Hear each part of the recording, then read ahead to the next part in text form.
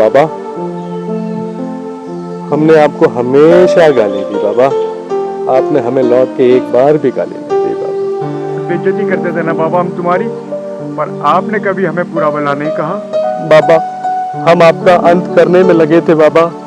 बाबा, हमने आपकी बहुत बुराइयां करी बाबा, पर आपने हमारी एक भी बुराई पे ध्यान नहीं दिया बाबा। बाबा, आप तो मर के भी जिंदा हो गए बाबा, आप साक्षात भगवान है बाबा, आप साक्षात भगवान है बाबा। बाबा, हम अपनी गलतियों का प्रायश्चित करना चाहते हैं बाबा। हम यात्रा के लिए जाएंगे बाबा, और देश भर में बाबा आपकी कथाएं सुनाएंगे बाबा। हमें आशीर्वाद दो बाबा, हमें आशीर्वाद दो बाबा। बाबा, हमें आशीर्वाद दो। साईं बाबा की जय, साईं बाबा की जय, साईं बाबा की जय।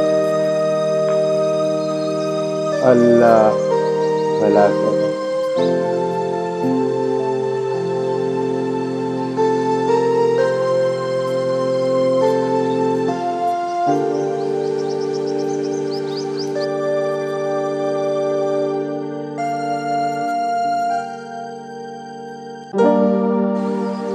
नानावली आया है। क्यों बे महापुरुष, तू अभी तक हाथ पे हाथ धरे बैठा है? ये कोई तमीज है?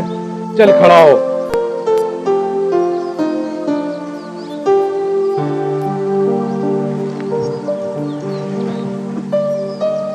यहाँ क्यों खड़ा है? खड़े हो।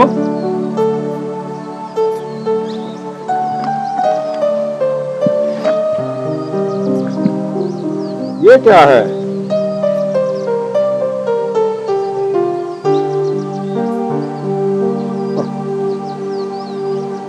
कैसा है अमीर आदमी? मैं अमीर नहीं हूँ, फकीर हूँ। विश्व कहता है पंचभूतों के साथ, आठों दिशाओं के साथ मुझे ये सब मामूली लगता है। मुझे क्षमा करे बाबा, मुझे क्षमा करे बाबा, मुझे क्षमा करे, मुझे क्षमा करे बाबा।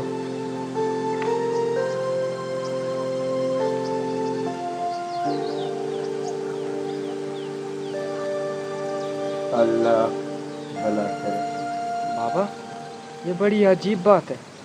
वो आपकी जगह पर बैठकर बड़ी अकड़ से आपसे सवाल पे सवाल करता रहा और आप जवाब देते रहे। आपने इतना अपमान कैसे सहा बाबा? हमें इस बात का बहुत दुख है। नानावती ने मेरा अपमान नहीं किया है, वो तो मेरी परीक्षा लेने आया था। जब से मैं इस गांव में आया, लोगों ने मुझे पागल कहकर पुकारा, फिर वैद्य, और आप सब लोग अब मुझे ईश्वर का दर्जा देकर मेरी सेवा करते हो। 8 तरह का सुख मुझे देते हैं, 5 पकवानों का खाना खिलाते हैं। इतनी सुख सुविधाएं मिलने के बाद कहीं मेरे अंदर घमंड ने जन्म तो नहीं ले लिया, ये जानने के लिए नानावती आया था। इसीलिए वो मेरी परीक्षा ले रहा था। इतना सुख मिलने के बाद भी जब उसने देखा मेरे अंदर घमंड ने कोई जन्म नहीं लिया, तब वो वापस चला गया।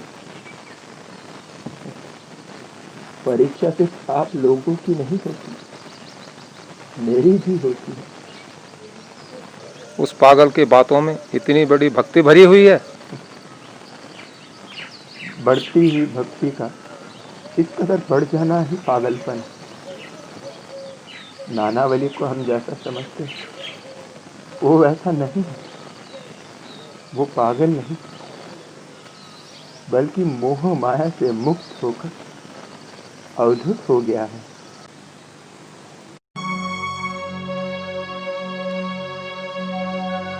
बाबा, आपको आपके भक्तों ने हजारों प्रकार के तकिए दिए हैं ना, वो सब त्याग कर आप सिर्फ एक ईंट का सहारा बनाकर क्यों सोते हैं बाबा?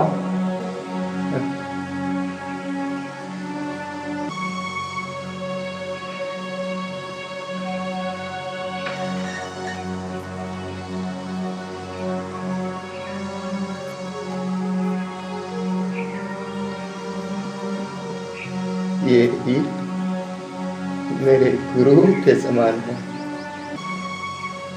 इसमें मेरे प्राण बसे हैं।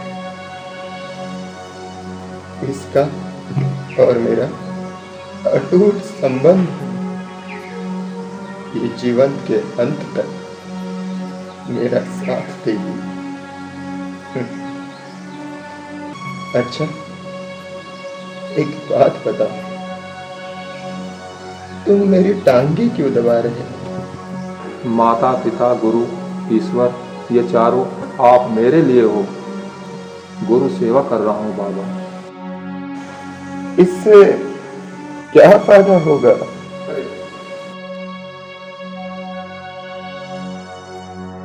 इसमें फायदे ना फायदे की कोई बात नहीं है। गुरु सेवा करना धर्म है। भगवत गीता में भगवान श्री कृष्ण बोले थे। क्या बोले थे? तव होपे प्राणिपतेन परिप्रश्नेन सेवया उपदेक्ष शांतिते ज्ञानी ज्ञानम तत्दर्शना परिप्रश्नेन सेवया। एक बार फिर से बोलो। क्यों बाबा? अर्थ समझने के लिए। जितनी बार भी बोलूंगा बाबा आप समझ नहीं पाएंगे, क्योंकि ये संस्कृत है। तो फिर तुम ही अर्थ समझा दो। सबको समझाने वाले लोग ब्रह्म ज्ञानी हैं। उन ब्रह्म ज्ञानियों से तत्व को समझकर प्रश्न करें, सेवा करके प्रार्थना करें, वो तेरी शंका मिटा सकते हैं। बस इसका अर्थ इतना ही है बाबा। तो क्या इसका पूरा अर्थ इतना ही है? जी हाँ बाबा। अच्छा, मगर परी का क्या अर्थ है? परी कोई प्रश्न से जुदा नहीं है बाबा। यानी परी का कोई अर्थ नहीं? नहीं। नहीं? क्या तुम नहीं जानते? बाबा आप जानते हैं तो बताइए। तत्वहु पे प्राणी पतेन परि प्रश्नेन सेवया उपदेक्ष शांतिते ज्ञानम ज्ञानी तत्दर्शनाः परिप्रश्नेन सेवया। परि प्रश्न का उपसर्ग है। व्यास ने इसका प्रयोग क्यों किया था जानते हो? गुरु से प्रश्न पूछते समय जानने का नाटक न करके भक्ति और श्रद्धा के साथ प्रश्न पूछना, इसीलिए परी है। इसका व्यर्थ अर्थ नहीं है। ये शब्द अपने आप में बहुत ही अर्थपूर्ण है। बाबा भगवत गीता का अर्थ आप पूरी तरह जानते हैं। श्री कृष्ण और भगवत गीता के बारे में सारी दुनिया जानती है। मेघों के पीछे सूरज छुपा हुआ और अहंकार के पीछे तुम्हारा ज्ञान।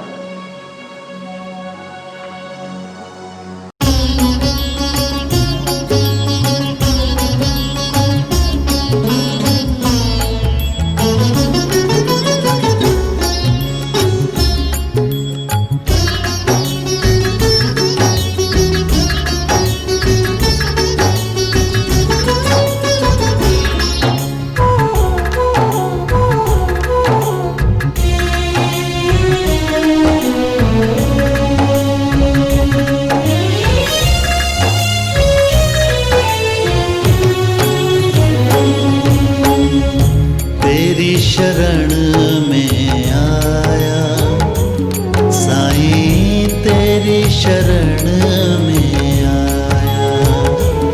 मैं तो तेरी शरण में आया साईं, तेरी शरण में आया।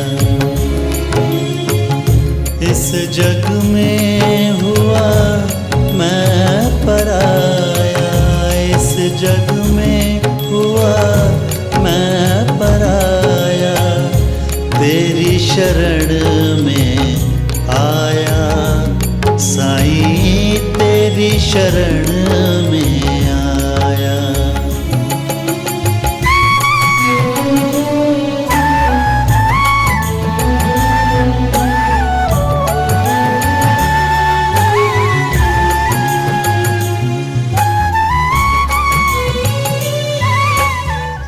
तात्या, बाबा तुझे भोजन के लिए बुला रहे हैं।